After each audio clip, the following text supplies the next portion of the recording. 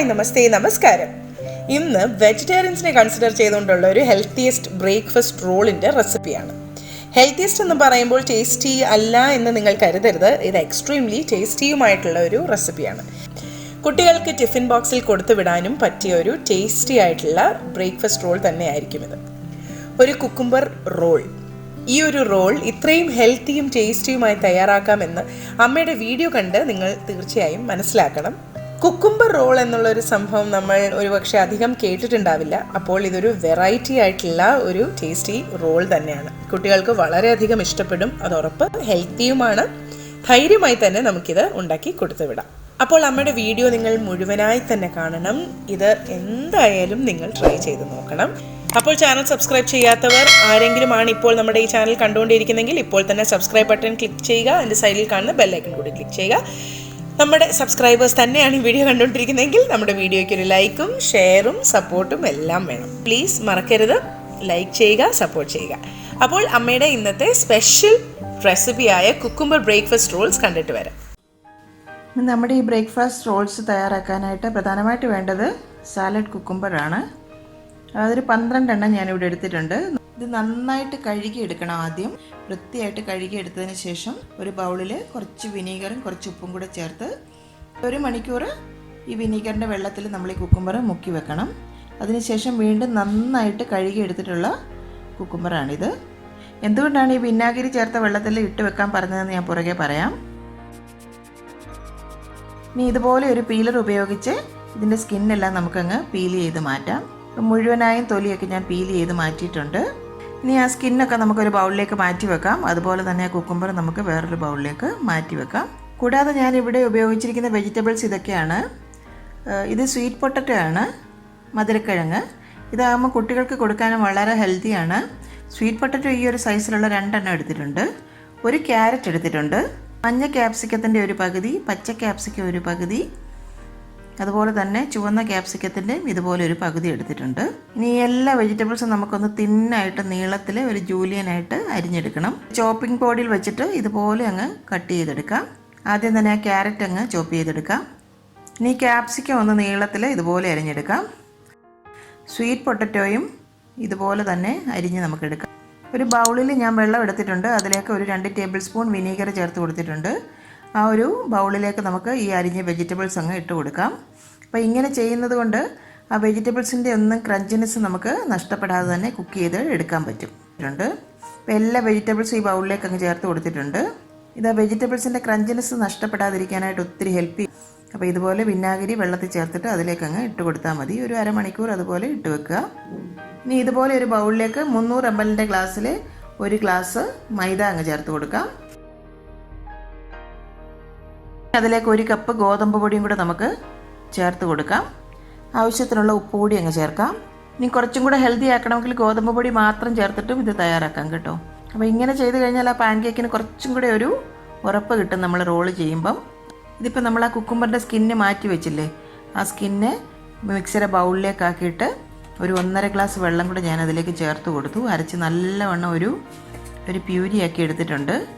കണ്ടില്ലേ, നല്ല പച്ച കളറിലാണ് തിരിക്കുന്നത്. ഇത് ശരിക്കും കുക്കുംബറിൻ്റെ സ്കിന്നെന്ന് പറയുന്നത് വളരെയധികം ഗുണങ്ങളുള്ളതാണ്, നല്ല ടേസ്റ്റിയുമാണ്.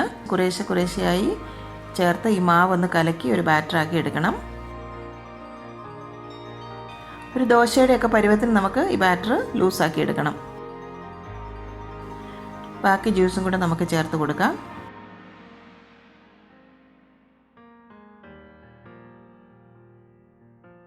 അതുപോലെ ഒരു ഹാൻഡ് വിസ്ക് ഉണ്ടെങ്കിൽ ഒന്ന് വിസ്ക് ചെയ്ത് നമുക്ക് ഈ കട്ടയൊക്കെ ഇതിൽ ഉടച്ചെടുക്കാം.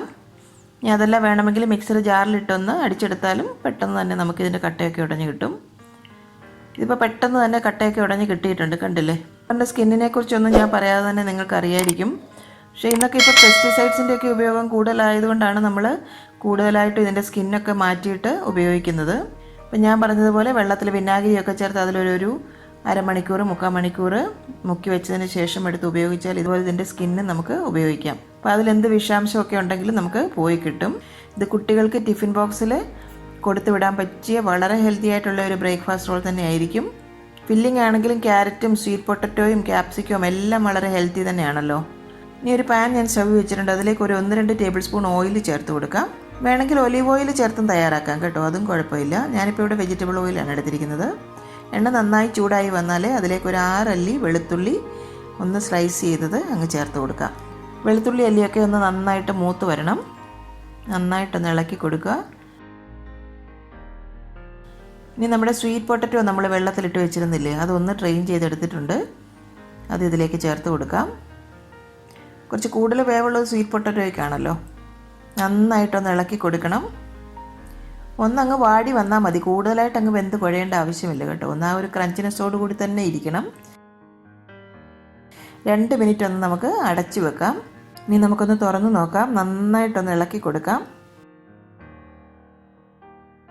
ഇപ്പോൾ സ്വീറ്റ് പൊട്ടറ്റോ ഒക്കെ ഒന്നങ്ങ് വാടി വന്നിട്ടുണ്ട്. ഇനി അതിലേക്ക് ആ ക്യാരറ്റും ക്യാപ്സിക്കും കൂടി അങ്ങ് ചേർത്ത് കൊടുക്കാം. വീണ്ടും എല്ലാം കൂടി ഒന്നങ്ങ് വാടി വരണം. കൂടുതൽ അങ്ങ് വെന്ത് പോകല്ലേ കേട്ടോ. 1 ടേബിൾ സ്പൂൺ കുരുമുളക് ക്രഷ് ചെയ്തുകൂടെ അതിലേക്ക് ചേർത്ത് കൊടുക്കാം. ഒരു ചെറിയ എരിവിന് വേണ്ടിയിട്ട്. ആവശ്യത്തിനുള്ള ഉപ്പ് കൂടി അങ്ങ് ചേർക്കാം. ഞാൻ പറഞ്ഞല്ലോ, വെജിറ്റബിൾസിൻ്റെ ക്രഞ്ചിനെസ് ഒട്ടും നഷ്ടപ്പെടല്ലേ. ഒന്നങ്ങ് വാടി കിട്ടാനേ പാടുള്ളൂ. ഒരുമാതിരി അങ്ങ് വാടി വന്നിട്ടുണ്ട്. ഉപ്പൊക്കെ ഒന്ന് ചെക്ക് ചെയ്ത് നോക്കാം. ഉപ്പൊക്കെ കറക്റ്റാണ്. വീണ്ടും ഒരു 2 മിനിറ്റ് കൂടി നമുക്കൊന്ന് അടച്ചു വെച്ച് വേവിക്കാം. ഇപ്പോൾ കണ്ടില്ലേ, ആവശ്യത്തിന് ഇത് വാടി വന്നിട്ടുണ്ട്. എന്നാൽ ആ ക്രഞ്ചിനെസ് ഒന്നും ഒട്ടും നഷ്ടപ്പെട്ടിട്ടില്ല.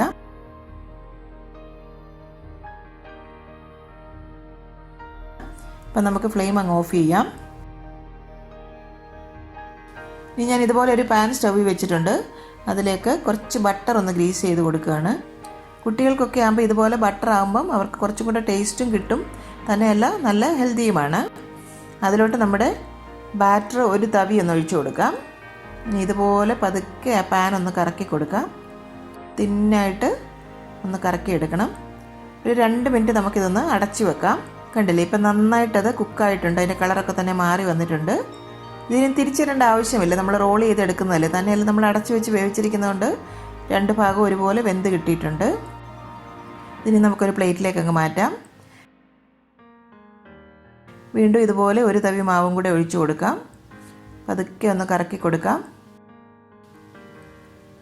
എത്രയും തിന്നായിട്ട് എടുക്കാമോ അത്രയും തിന്നാക്കി എടുക്കണം. വീണ്ടും ഇതൊന്ന് അടച്ച് ഒരു 2 മിനിറ്റ് ഒന്ന് വെക്കാം. ഇപ്പോൾ 2 മിനിറ്റ് കഴിഞ്ഞിട്ടുണ്ട്. നമുക്കൊന്ന് തുറന്ന് നോക്കാം. അപ്പോൾ ഈ ഒരു റോളും റെഡിയായി കിട്ടിയിട്ടുണ്ട്. ഇതുപോലെ എല്ലാ പാൻകേക്സും നമുക്ക് തയ്യാറാക്കിയെടുക്കണം. കണ്ടില്ലേ, ഇപ്പോൾ എല്ലാ റോൾസും ഞാൻ ചുട്ടെടുത്തിട്ടുണ്ട്. കണ്ടില്ലേ, നല്ല ഭംഗിയില്ലേ കാണാനും. ഇതുപോലെ ഇനി ഇതുപോലെ തന്നെ നമുക്ക് ചപ്പാത്തിയും തയ്യാറാക്കിയെടുക്കാം കേട്ടോ. ഞാൻ അങ്ങനെ ചെയ്യാറുണ്ട്. എന്ന് വെച്ച് കഴിഞ്ഞാൽ ചപ്പാത്തി മാവിനകത്ത് നമ്മൾ ഇതുപോലെ ഇതൊഴിച്ചിട്ട് നല്ല ടേസ്റ്റാണതും. പച്ച കളറിലുള്ള ഒരു ചപ്പാത്തി ആയിരിക്കും. അതിനകത്ത് ഫില്ലിംഗ് ഒക്കെ ചെയ്ത് നമുക്ക് റോളാക്കി എടുക്കാം. അത് നമുക്ക് കുട്ടികൾക്ക് ടിഫിൻ ബോക്സിൽ കൊടുക്കാൻ വളരെ നല്ലതായിരിക്കും. ഇനി ഒരു പാൻകേക്ക് ഞാൻ ഇതുപോലെ ഒരു പ്ലേറ്റിലേക്ക് അങ്ങ് വെച്ച് കൊടുക്കുകയാണ്. അതിലേക്ക് 1-2 സ്പൂണ് വെജിറ്റബിൾസ് ഇതുപോലെ വെച്ച് കൊടുക്കാം. അതിനുശേഷം ഇതുപോലെ അങ്ങ് ടൈറ്റായിട്ട് റോൾ ചെയ്തെടുക്കണം. കണ്ടില്ലേ, ഇതുപോലെ റോൾ ചെയ്തെടുത്തിട്ടുണ്ട്. ഇത് വളരെ ടേസ്റ്റിയുമാണ്, ഹെൽത്തിയുമാണ്. അതുപോലെ കുട്ടികൾക്ക് സ്കൂളിൽ കൊണ്ടുപോയാൽ വളരെ സോഫ്റ്റ് ആയതുകൊണ്ട് കഴിക്കാനും എളുപ്പമായിരിക്കും. ഞാൻ പറഞ്ഞാൽ ഇതുപോലെ തന്നെ ചപ്പാത്തി ഉണ്ടാക്കിയിട്ട് അതിലും റോൾ ചെയ്ത് നമുക്കെടുക്കാം. ഇപ്പോൾ എല്ലാ റോൾസും ഞാൻ റെഡിയാക്കി എടുത്തിട്ടുണ്ട്. കണ്ടില്ലേ, കാണാൻ തന്നെ നല്ലൊരു ഭംഗിയല്ലേ. ഇതിന് ഞാൻ നൈഫ് കൊണ്ടൊന്ന് കട്ട് ചെയ്ത് കാണിക്കാം ഒരെണ്ണം. കണ്ടില്ലേ, കാണുന്നത് പോലെ തന്നെ ഹെൽത്തിയും ടേസ്റ്റിയുമാണ്. വളരെ നല്ലൊരു ബ്രേക്ക്ഫാസ്റ്റ് റോളാണിത്. തീർച്ചയായും നിങ്ങളിത് വീട്ടിൽ ട്രൈ ചെയ്ത് നോക്കണം. കുട്ടികൾക്ക് സ്കൂളിൽ ലഞ്ച് ബോക്സിൽ കൊടുത്തു വിടാനും നിങ്ങൾക്ക് തയ്യാറാക്കി കൊടുക്കാം. അതുപോലെ തന്നെ നിങ്ങളുടെ ഫീഡ്ബാക്ക് എല്ലാം കമൻറ്റ് സെക്ഷനിൽ കൂടി ഞങ്ങളെ അറിയിക്കാൻ മറക്കരുത്.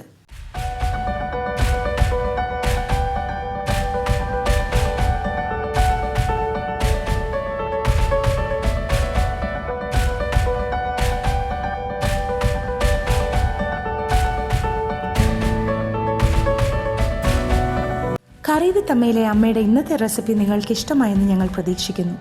നിങ്ങളിൽ ഒരുപാട് പേര് ഈ റെസിപ്പീസ് എല്ലാം ട്രൈ ചെയ്ത് നോക്കി സക്സസ് ആയി എന്നറിയുന്നതിൽ ഞങ്ങൾക്ക് വളരെയധികം സന്തോഷം. നിങ്ങളുടെ ഫീഡ്ബാക്സും ഫോട്ടോസും എല്ലാം ഞങ്ങൾക്ക് വളരെയധികം വാല്യൂബിൾ ആണ്. ഇതെല്ലാം കാണുന്നതിൽ ഞങ്ങൾക്ക് വളരെയധികം സന്തോഷവുമുണ്ട്. നിങ്ങൾ ആഗ്രഹിക്കുന്ന ഏതെങ്കിലും റെസിപ്പി അമ്മ വഴി കാണാൻ നിങ്ങൾക്ക് താല്പര്യമുണ്ടെങ്കിൽ ഞങ്ങളെ തീർച്ചയായും ഫീഡ്ബാക്സ് വഴി അറിയിക്കണം. ഞങ്ങൾ അത് ഞങ്ങളുടെ റെസിപ്പീസിൽ ഇൻക്ലൂഡ് ചെയ്യുന്നതായിരിക്കും. കറി വിത്ത് അമ്മ ഇതുവരെ സബ്സ്ക്രൈബ് ചെയ്യാത്തവരായ ആരെങ്കിലും ഉണ്ടെങ്കിൽ തീർച്ചയായും സബ്സ്ക്രൈബ് ചെയ്യണം. ഞങ്ങളുടെ റെസിപ്പീസ് ട്രൈ ചെയ്ത് നോക്കി നിങ്ങൾക്ക് ഇഷ്ടമാവുകയാണെങ്കിൽ തീർച്ചയായും വീഡിയോസ് ലൈക്ക് ചെയ്ത് ഷെയർ ചെയ്ത് ഞങ്ങളെ സപ്പോർട്ട് ചെയ്യണം. തുടർന്നും നിങ്ങളുടെ സപ്പോർട്ട് ഞങ്ങൾ പ്രതീക്ഷിക്കുന്നു. വീണ്ടും മറ്റൊരു റെസിപ്പിയുമായി വരുന്നവരെ നന്ദി. Good bye.